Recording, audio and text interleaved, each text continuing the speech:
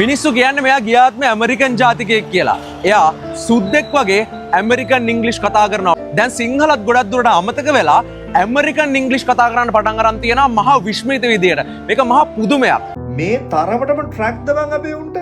දැන් ඕන තරම් ලංකාවේ ඉන්න ළමයින්ට පොඩි කාලේ ඉඳලම ෆෝන් එකේ කාටුන්ස් බලන ඔය බ්ලූවී පෙපා පිග් වගේ කාටුන්ස් බලන ළමයින්ට හොඳට ඉංග්‍රීසි පුළුවන්. එයාලගේ ඇක්සන්ට් එකත් එක්කම තියෙනවා. හරිද?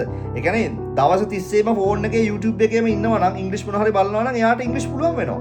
දැන් මේ ළමයාම කියනවා මේ ළමයා කොහොමද ඉංග්‍රීසි හදාගත්තේ කියලා. ඉතින් මේ ළමයා කියන එක විශ්වාස කරන්නේ නැතුව ගිය ආත්මේ ඇමරිකන් ජාතිකයෙක්ලු එකපාරට සිංහල අමතක වෙලාලු.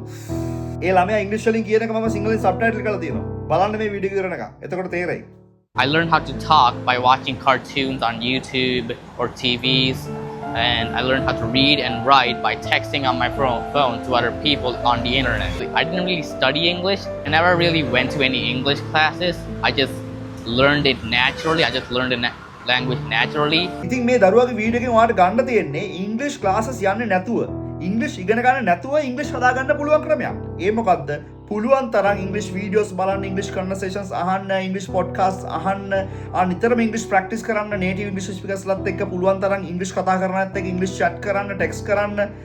මේ ඉංග්‍රීසි ප්‍රැක්ටිස් එක තුළින් මේ දරුවට වගේ නැචරල් ඉංග්‍රීසි එකක් ගන්න පුළුවන්. මේ දරුවාගේ වීඩියෝ එකෙන් ඔයාලට ගන්න ලොකු දෙයක් තියෙනවා. ඒ තමයි ඉංග්‍රීසි ක්ලාසස් යන්න නැතුව ඉංග්‍රීසි ඉගෙන ගන්න නැතුවත් ඉංග්‍රීසි කතා කරන්න පුළුවන් සුපිරියටම කියන එක.